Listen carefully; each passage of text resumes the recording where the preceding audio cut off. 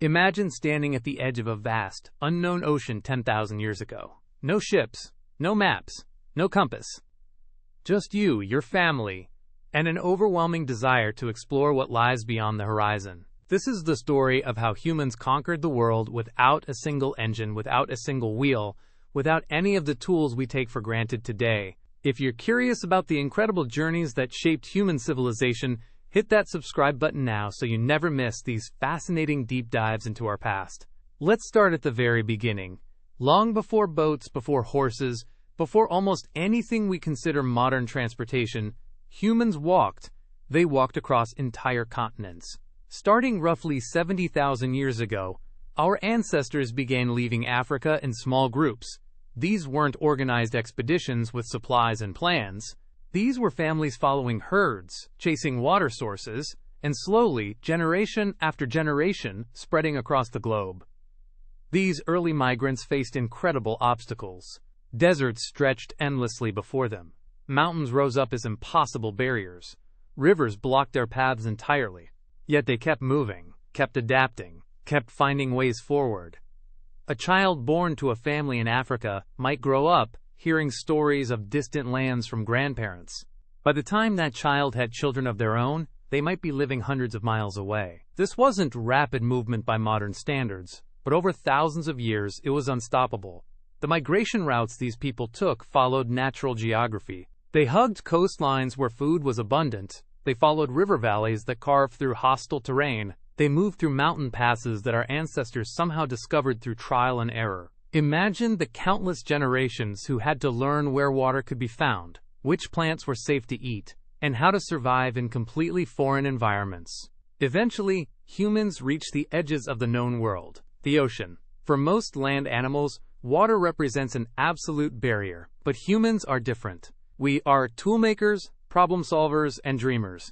And around 8,000 years ago, some of our ancestors looked at the sea and decided to cross it. The first boats were simple. Imagine taking a large tree, hollowing it out with fire and stone tools, and pushing it into the water. These dugout canoes were crude, but they worked. They could carry families, supplies, and the courage required to venture onto open water. Constructing a single canoe took months of work. Teams of people would build fires to char the wood, then scrape away the charred sections with sharp stones, slowly creating a hollow cavity large enough to hold people and cargo. These early seafarers didn't have the luxury of charts or compasses. They navigated by watching the stars, observing wave patterns, and reading the behavior of seabirds. When you can see land on the horizon, navigation is relatively straightforward. But when you're in the middle of the ocean with nothing but water in every direction, finding your destination becomes an act of incredible skill and bravery. Many voyagers surely never made it. Many canoes probably sank in sudden storms. But enough people succeeded to spread humans across the Pacific Ocean. The Pacific crossings represent some of the most remarkable achievements in human history. We're talking about voyages spanning thousands of miles in small wooden boats with no modern safety equipment. Polynesian navigators became so skilled at reading natural signs that they could find tiny islands in the vastness of the ocean. They understood how waves refracted around distant islands, creating patterns visible from many miles away. They knew how different birds indicated proximity to land. They read the stars like you might read a detailed map. One of the most important developments in prehistoric transportation didn't come from the ocean. It came from the grasslands. Around 6,000 years ago, humans learned to domesticate horses. This discovery changed everything. Unlike walking, which limited you to perhaps 20 or 30 miles in a single day, horses could cover that distance before noon. Suddenly, vast territories became traversable. Trade networks expanded. Messages could be carried across continents. The process of horse taming wasn't instantaneous. Early humans had to approach wild horses with incredible patience and cunning. They developed techniques to gradually accustom the animals to human presence. They created bridles and saddles through trial and error. They learned which horses had temperaments suitable for riding, and which were too aggressive or unpredictable. Over generations, selective breeding created horses that were truly domesticated, responsive to human direction, and capable of carrying significant weight. With horses came other developments. pastoralist societies emerged on the steppes of Central Asia and other grassland regions. These societies were mobile in ways that settled agricultural communities could never be. The pastoralists could follow herds across hundreds of miles of terrain, adapting to changing seasons and weather patterns. They developed specialized knowledge about routes through difficult terrain. They created trade networks that connected distant civilizations. But perhaps the single most transformative invention in the history of transportation was far simpler than you might think. It was the wheel. Around 5,000 years ago, in Mesopotamia, humans invented the wheel. This wasn't an obvious invention. Wheels don't exist in nature. There are no creatures with wheels. Yet someone, somewhere, realized that a round object could roll, and that if you attached multiple wheels to a platform, you could transport heavy loads with far less effort than carrying them by hand. The earliest wheels were made of wood, carved from solid logs. Later, wheels were constructed with spokes, making them lighter and more efficient. But the real genius of the wheel wasn't just about reducing friction. The wheel enabled the creation of vehicles like carts and chariots. These vehicles could be pulled by animals, horses, oxen, donkeys, multiplying the transportation capacity available to a single person.